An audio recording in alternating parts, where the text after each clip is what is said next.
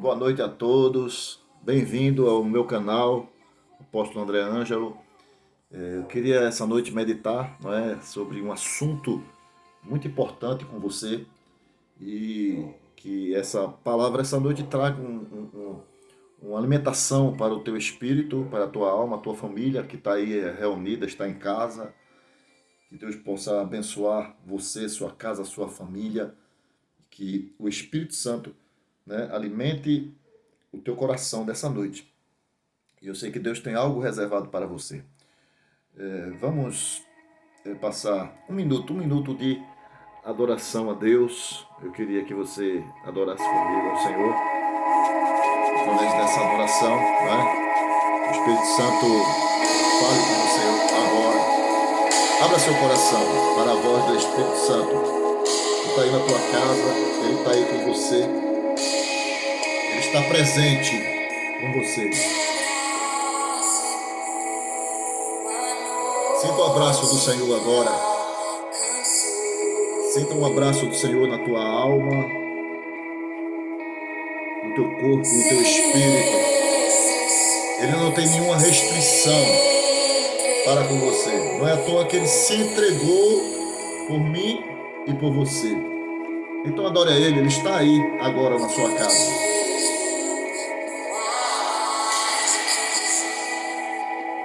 Não há outro que te conhece igual ao Senhor. Volto os meus olhos para a tua presença.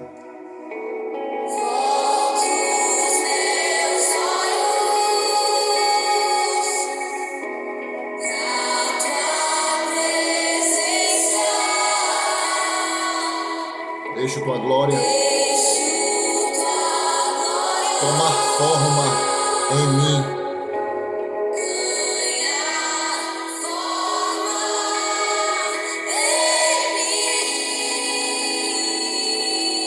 Amém.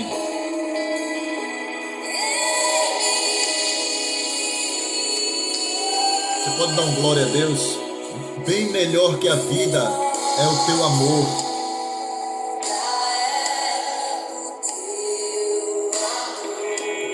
Jesus, seja o centro em mim.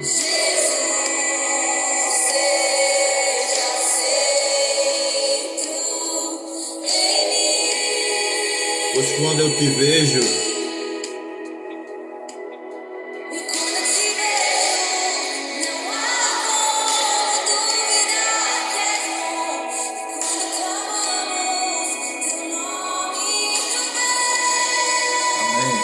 glória a Deus, queridos. Queria continuar essa noite, né? Aquela palavra profética que a gente começou semana passada, tão poderosa, né?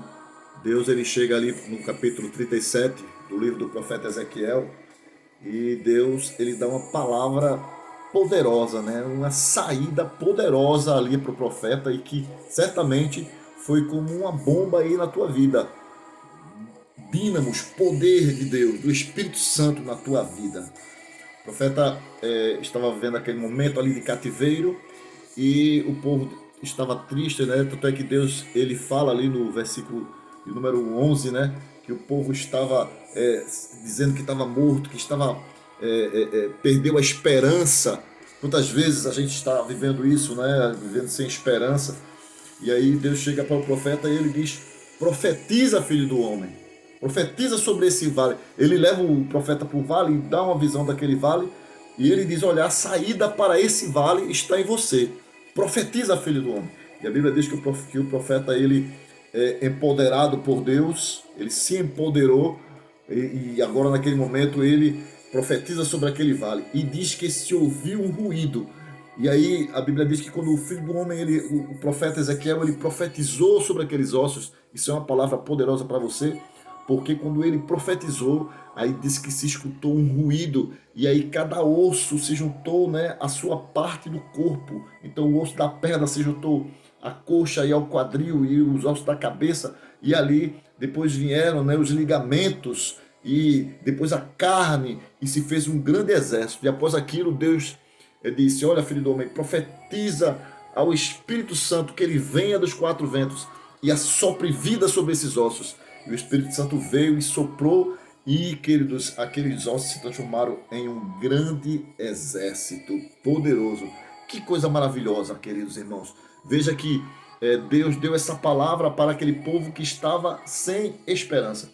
E a gente falou sobre essa questão do poder que todos nós temos de profetizar. Pode ser que você esteja passando por um momento em que nada te encoraja para você profetizar, não é verdade? Então, pode ser que você esteja, o cenário do que você está vendo, querido, possa ser que ele reme sempre ao contrário. E eu falei sobre isso na semana passada. Mas hoje eu queria trazer uma palavra para você de que, olha, não importa o cenário. Tem uma história que conta que um homem ele vendia sandálias e ele mandou dois vendedores lá na Índia para vender sandálias na Índia. E aí um foi na frente e o outro viajou uma semana depois. Diz que o primeiro que chegou lá, ele olhou e viu as pessoas ali, todo mundo andando descalço. E acontece que aquele homem ligou para o seu patrão e disse: patrão, olha, mande a passagem de volta, porque, olha, ninguém aqui usa sandália, né? Ninguém usa sandália. E acontece que não vai dar certo esse negócio de vender sandália aqui. Então, patrão, me libere, né, me mande de volta, por quê? Porque não vai dar certo esse negócio de vender sandália aqui. E aí esse vendedor voltou. Já o outro foi uma semana depois, chegou lá, irmãos, ele levou um carregamento de sandália. Quando ele chegou lá, ele disse: patrão, olha, pode mandar muito mais sandália para cá, porque ninguém aqui usa sandália, então o negócio aqui vai bombar. Então o negócio vai bombar. Então vejam a diferença de quadro, né? Um olha um quadro, o outro olha um quadro de uma forma diferente. É assim que a gente tem que olhar para as coisas, queridos irmãos. Tem uma história que conta, né, na realidade era um aluno de medicina chamado Roger Bannister, no ano de 1952. Naquele tempo, né, as Olimpíadas, o esporte da época, dizia que uma pessoa não era capaz de correr uma milha no tempo de 4 minutos. Era impossível, o recorde era esse, né? Ninguém conseguia superar esse recorde, ninguém conseguia chegar a uma milha nesse período de 4 minutos. E acontece que o Roger Bannister, aquele estudante, ele disse: não, eu vou treinar e eu vou conseguir vencer. E acontece que esse homem ele começou a treinar, queridos, e começou a se superar, né? Aquele patamar que há anos ninguém conseguia superar. E o Roger Bannister ele treinou, e quando foi no dia ele conseguiu, queridos, ultrapassar, né? Ele conseguiu correr o espaço de uma milha em 4 segundos. E disse que quando o Roger Bannister ele conseguiu ultrapassar aquele limite, um mês depois, 4 outros corredores conseguiram também passar essa barreira, né, de correr uma milha em 4 minutos. E aí chegaram para esses corredores que passaram daquele obstáculo, né, de correr uma milha em 4 minutos, e chegaram para ele e disseram: olha, qual foi o segredo? Como é que vocês conseguiram? Porque ninguém conseguia. Aí, agora vocês conseguiram. Eles disseram: olha, se o Roger Bannister conseguiu, a gente também consegue. Glória a Deus, né? Se o profeta Ezequiel profetizou e o vale de ossos secos virou um grande exército, você também consegue. Então, se uma outra pessoa conseguiu, você também consegue. Eu sempre tive isso na minha vida. Olha, se o ser humano consegue fazer, eu vou conseguir também. Eu tenho isso comigo. Então, alguém tem uma proeza, eu sou capaz de atingir aquela proeza. Ele não é ser humano como eu, então eu também posso atingir aquela mesma proeza para vencer. Não é? Eu queria dizer a você, meu irmão, que além de tudo, além do empoderamento humano, além da força de vontade, além da energia humana, você tem um Deus todo-poderoso. E Ele é o teu papai, Ele é o teu Senhor. Tem uma história que conta que um garoto ele estava ali em um avião e dizem que aquele avião ele começou a balançar e veio uma grande tempestade. Aquele avião, o vento levava ele para um lado, o vento levava para o outro, né? Fecha a porta, por favor. Levava para um lado, levava para o outro, e disse que aquele garoto estava sentado e bem tranquilo. E as pessoas todas começaram a gritar e se desesperar. E o garoto, ele naquele avião, estava tranquilo, jogando videogame, né? E aí um homem chegou pro garoto e disse: garoto, você não está vendo não? O avião está balançando, as pessoas estão desesperadas e você nessa calma aí. E aquele garoto disse, não, eu não tenho medo não. Mas por que você não tem medo? Porque o meu pai é o piloto. O pai do garoto era o piloto do avião. Teu pai, ele é o piloto do avião. Teu pai, ele é o piloto do universo. O teu Deus, você tem um Deus todo-poderoso e ele é o teu Senhor. Então, você vai vencer. Você foi feito para vencer, querido irmão e querida irmã. Mas acontece que nós temos em nós muitas coisas, queridos, que atrapalham esse fato de a gente vencer, né? De a gente suplantar os limites. Muitas vezes a gente tem coisas em nós, né? Eu queria ler um texto aqui que se encontra no livro, na carta de Paulo aos Efésios, no capítulo 4, versículo 20. Você tem a velha natureza, você tem um velho homem que ele sempre gosta de te puxar para trás. Olha o que é que diz aqui, a velha natureza. Né? Efésios 4, a partir do verso 22. No sentido de que, quanto ao trato passado, vos despojeis do velho homem, que se corrompe segundo as circunstâncias do engano, e vos renoveis no espírito do vosso entendimento, e vos revistais, vestir a roupa. Né? Ele está mandando aqui tirar a roupa do antigo homem e vestir uma nova roupa do novo homem, criado segundo Deus, em justiça e retidão, procedentes de verdade. Então, tirar a velha natureza e colocar uma nova natureza. Mas nós temos a tendência de irmos atrás, irmãos, da velha natureza, né? A gente não costuma tirar a velha natureza e vestir agora a veste da nova natureza, do novo homem. E eu queria trazer, né, isso como algo que acontece na vida das pessoas. Existem o aspecto, queridos, eu queria trazer, né, uma alusão da velha natureza, a autossabotagem. A autossabotagem, ele é um termo da psicanálise, da psicologia, e que, queridos irmãos, ele fala de sabotagem. Existem as sabotagens externas, e nós enfrentamos várias sabotagens externas, né? Nós temos várias coisas que apontam ao contrário dos nossos objetivos. Nosso dia a dia nós enfrentamos as nossas próprias limitações mesmo, as pessoas que falam coisas, os traumas, coisas que acontecem e as dificuldades do mundo, né, já são sabotagens externas. Existem essas sabotagens, mas também existem as sabotagens internas, queridos irmãos. Então, os cientistas, eles falam que a sabotagem interna, eu queria trazer esse termo sabotagem. Você lembra daqueles filmes em que a gente assistia na televisão e que a pessoa sabotava o carro da outra, né? Ele chegava ali e ele afrouxava os parafusos do carro, ou ele cortava o caninho, né? A mangueira que vinha o óleo do freio ali, ou ele colocava uma bomba, e quando aquela pessoa ela entrava naquele carro e começava a andar, lá na frente aquele carro capotava, a pessoa vinha morrer. Ou seja, uma sabotagem para prejudicar, para atrasar, para parar e até para matar aquela pessoa. Isso é sabotagem, né? Esse termo sabotagem, para você entender bem. E existem as autossabotagens, sabotagens internas. Os filósofos, os psicólogos, os cientistas, os teólogos dizem que o pior inimigo do homem é ele mesmo. Você pode ser o seu melhor amigo, bem como você pode ser o seu pior inimigo, se você se sabotar.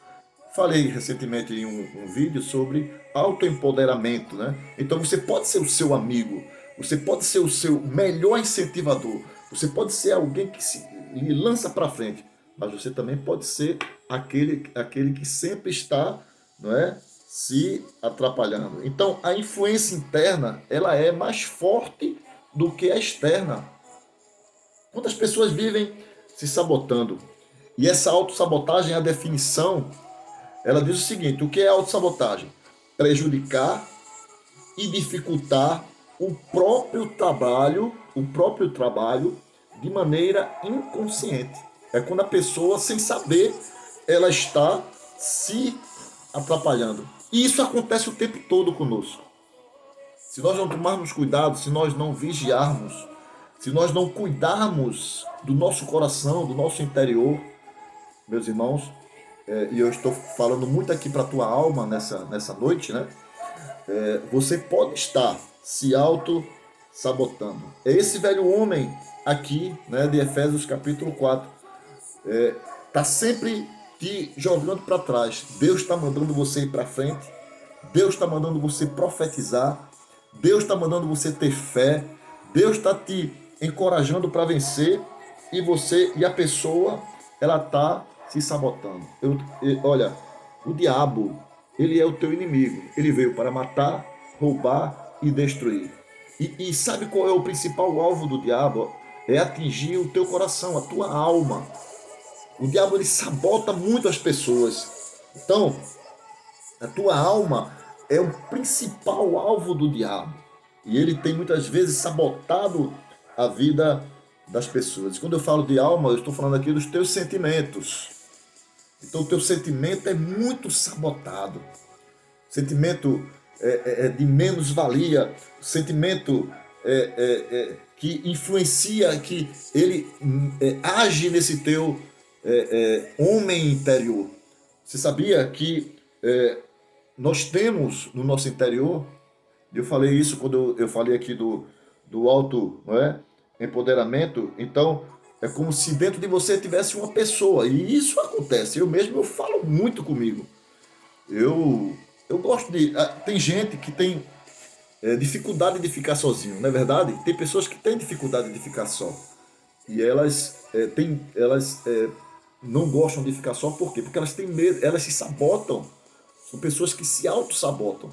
Eu gosto muito de ficar só. Hoje mesmo eu tive um momento que eu fui, né, às vezes eu vou lá na minha chácara, fico sozinho lá, meus irmãos. Eu comigo, eu gosto de ficar comigo, né? E você precisa ser tratado nessa área. Se você, tem gente que ela só pode ficar se for arrodeado de pessoas.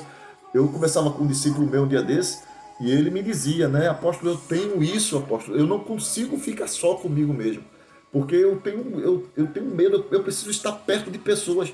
Não, querido, você precisa gostar de você mesmo. Você precisa gostar de ficar sós com você mesmo.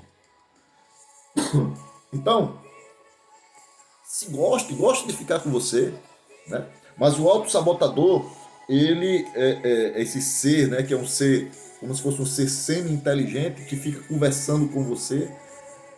E o próprio Davi, né, ele dizia: por que estás abatido, ó minha alma? Por que te perturbas dentro em mim? Espera, ele conversava com ele mesmo. E nós podemos conversar conosco mesmo. Mas quando você conversar com você, converse para se auto-empoderar.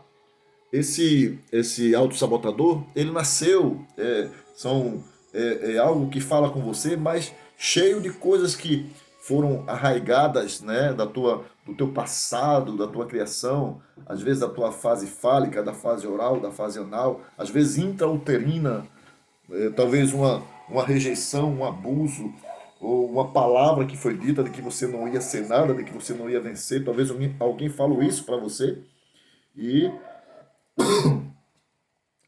isso vai trazendo, né, esse autossabotador que nasce a partir das nossas dores, ele nasce a partir das frustrações, a partir dos sentimentos de menos-valia, das tristezas, das decepções da vida. Nós vemos na Bíblia Sagrada várias pessoas que sofreram, né? É como alguém que está no barco remando e outro que está botando uma âncora. Você mesmo. Enquanto você rema, esse outro lado seu joga a âncora. Enquanto você rema para um lado, esse outro lado seu rema para o outro. E o barco começa a girar e não sai do lugar. Um barco com âncora, ele não sai do lugar. Nós vemos na Bíblia o exemplo, né, de Paulo, e lá no capítulo 7, versículo 19, o apóstolo Paulo, ele diz: porque o que eu faço eu não entendo, porque aquilo que eu quero eu não faço, e aquilo que eu desejo, isso não faço. Agora, porém, não sou mais eu que faço isso, mas o pecado que habita em mim, o autossabotador que sabotava ali o apóstolo Paulo. ele mesmo fala lá em Gálatas, no capítulo 5, 17, né, de que a carne milita contra o espírito e o espírito contra a carne. É uma luta que vem sabotando a tua vida, às vezes a tua vida espiritual, meus queridos irmãos. Nós vemos o exemplo de Jeremias, no capítulo 1, versículos 5, 6 e 7. Deus chama ali o profeta para ele ser um pregador para as nações. Tanto é que Deus diz isso ao profeta, né? Não, eu vou te chamar. E aí o profeta, ele se auto-sabota. Ele diz, Senhor, mas como eu farei isso se eu sou apenas uma criança? Tem aquela chamada síndrome do Peter Pan, não é verdade? São pessoas que crescem e continuam como criança. Homens, tem o fato de homens que vivem ainda dentro da casa da mãe, com 30, com 40 anos. São pessoas que não assumem a sua responsabilidade de homem, queridos irmãos. Muitas vezes eles foram maltratados ali no Édipo pelos pais, pela mãe, né? O filho. E aí, querido, aquela criança, aquele homem, ele cresce, mas ele é sempre uma criança. Ele não sai daquela fase de criança, meus irmãos, e não assume a responsabilidade da sua vida. É a síndrome do Peter Pan, a pessoa que não cresce, que é sempre imaturo, que é sempre irresponsável, que sempre é egoísta, ou seja, quer que todo mundo faça tudo para ele, mas ele não faz nada para ninguém. É a síndrome do Peter Pan, a pessoa que quer sempre ser criança. E a gente vê essa questão aí na vida do profeta Jeremias, quando ele dizia assim, eu sou apenas uma criança. Tem outros que, como o profeta Isaías, e Deus chama o profeta Isaías para ser um grande profeta, que foi o profeta Isaías, e Deus diz, a quem enviarei? Quem há, no capítulo 6 ali de Isaías, quem há de ir por mim? Né? E o profeta, ele diz assim, quando ele vê aquilo, ele faz, ai de mim, porque eu estou perecendo. Vejam que coisa. Ele teve, queridos, no Novo Testamento, uma visão como essa de Isaías foi João, ali na ilha de Pátamo, João ali na ilha de Pátamo, né? E Isaías teve essa grande visão do Antigo Testamento. E quando ele teve aquela visão, ele fez, ai de mim, porque eu vou perecendo. Tem muita gente que é assim, que sente pena, ai de mim, né? É a síndrome do ai de mim, a síndrome do coitadinho, é o mecanismo de defesa falado por Freud, né? Que é o coitadinho, é o coitado, a pessoa que ela está se penalizando. Tem gente que tem essa síndrome, que vive por aí, ore por mim, porque eu sou um pobrezinho, eu sou um coitadinho. Olha, irmãos, eu não gosto disso, sabe? Eu não gosto disso. Né? Lógico que eu sou um homem que preciso de orações, eu peço oração na igreja, mas eu não gosto de ser coitadinho. Uma pessoa que vai dizer assim, bichinho. Irmãos, eu nunca gostei disso, desde criança. Eu nunca gostei desse negócio. Mas tem gente que... E ela vive por aí falando para um e para outro, para que as pessoas tenham pena dela. Né? É o coitadinho, ai de mim, porque eu vou perecendo, e ore por mim, ore por mim. Tudo bem, pedir oração, amém. Mas tem gente que gosta de estar, queridos, procurando pessoas para sentirem pena. Ela sente prazer em que as pessoas sintam pena dela, queridos. Me parece aqui que Isaías, ele tinha essa mesma autossabotagem. Ele se sabotava, ele se achava um coitadinho, meu irmão. Moisés, quando Deus ele chama Moisés ali em Êxodo, no capítulo 4, né? Moisés ele diz assim, eu sou um homem que tem uma língua pesada. Manda outro, né? Manda outro, eu tenho uma língua pesada, eu não sei falar. E ele chega para Deus, naquela grande chamada, Deus chamou o homem para ele libertar o povo de Israel. Ele, mas Senhor, eu não sei falar. Se auto-sabotou logo. Tem gente que não aguenta fazer uma entrevista de concurso, irmãos.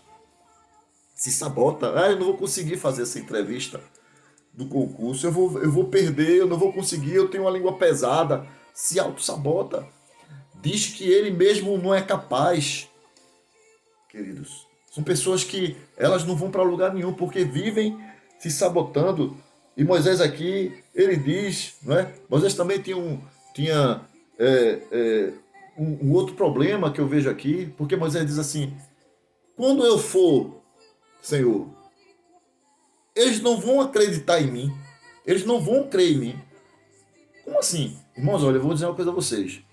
Eu sou um homem, assim, tenho um homem público, né? Hoje eu estou na prefeitura de Jabotão, também sou um coronel da PM. Queridos, olha, eu comandei vários batalhões, passei 13 anos em comando de batalhão. E olha, eu dizia assim, olha, vai ser desse jeito. Todo mundo sempre acreditou na minha palavra. Na igreja é a mesma coisa, na minha casa é a mesma coisa. Se eu disser algo, todos os meus filhos, a minha esposa, eles acreditam, eles dizem, não, vai dar certo, porque ele é um homem de palavra. E Moisés aqui diz: eles não vão acreditar em mim, eles não vão crer em mim. Moisés tinha um sério problema, irmãos, de falta de credibilidade. São pessoas que se auto-sabotam e elas, aqueles irmãos, ela vê, quer tirar vantagem de tudo, né? Ela bota o macaco na conta de energia, ela quer entrar no ônibus e sair pela porta errada, irmãos, porque ela não tem palavra. Pessoas sem palavra, irmãos, elas se auto-sabotam. Olha, nós vamos. O tempo está acabando da live, eu sempre faço 26 minutos, mas eu queria continuar essa palavra com você. Eu vou parar aqui, não é, em Moisés, na autossabotagem. E Moisés aqui se autossabotou, né? E eu quero continuar falando sobre isso no nosso próximo encontro. Eu vou continuar falando sobre autossabotagem e eu vou trazer essa palavra como um remédio que vai curar a tua alma. Então vamos louvar ao Senhor, agradecer por esses momentos em nome de Jesus. Amém. Compartilha esse vídeo, tá? Compartilha aí com os teus parentes, com os teus amigos. Amém.